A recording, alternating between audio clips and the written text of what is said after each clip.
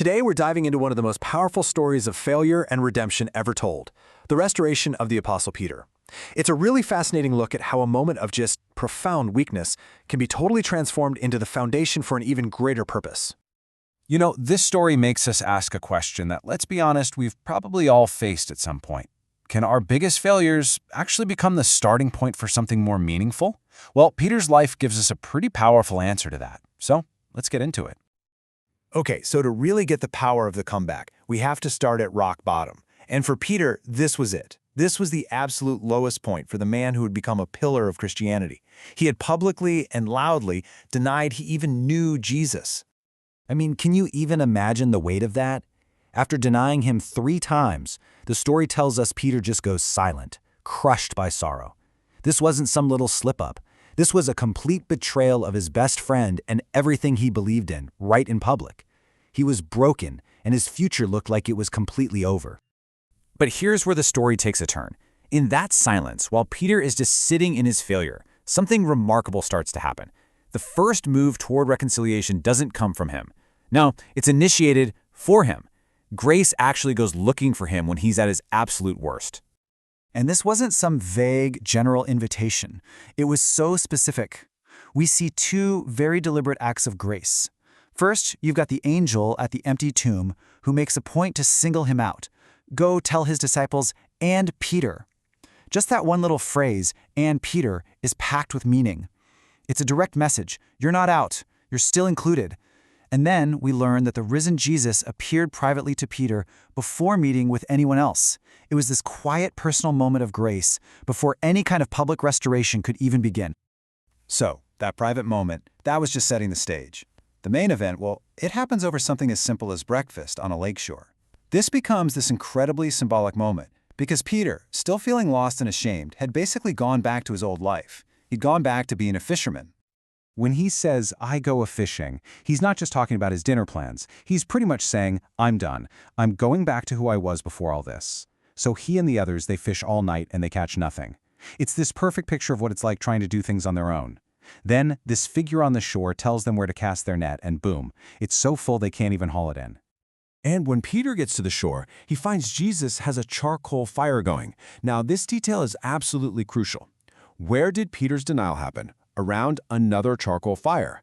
The very setting of his greatest shame is now, intentionally, the scene of his greatest healing. You have one fire for denial and another for restoration. It's this incredible full-circle moment. So after they eat, right there by that fire, Jesus starts a conversation. And this is the core of the whole restoration. It's public enough for the others to hear, but it's also deeply personal. It's a series of 3 questions, specifically designed to heal the wound of his 3 denials. The power here is just incredible. 3 times Jesus asks, do you love me? And 3 times Peter gets to say, yes, directly canceling out each one of his denials. But look at what happens after each answer. It's not just, okay, we're good. It's a command. Feed my lambs, feed my sheep.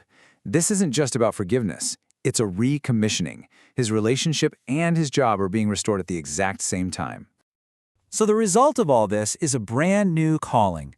Peter isn't just forgiven and sent to the sidelines. His failure is literally transformed into his future, and his purpose actually becomes deeper because of it.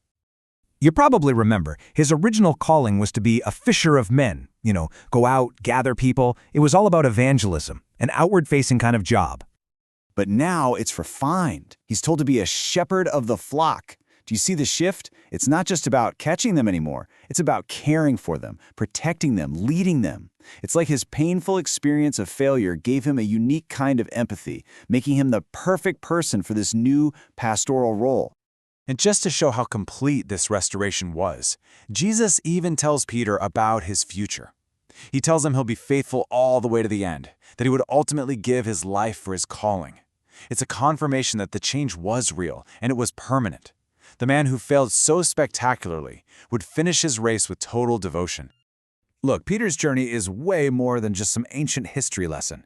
It reveals these timeless truths about grace and purpose and what real leadership looks like. And maybe most importantly, it shows us that failure is never the final word.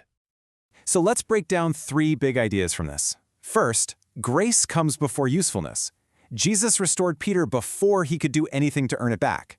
Second, failure doesn't cancel your calling. A mistake, even a massive one, doesn't automatically disqualify you from your purpose. And third, love is the real measure of leadership.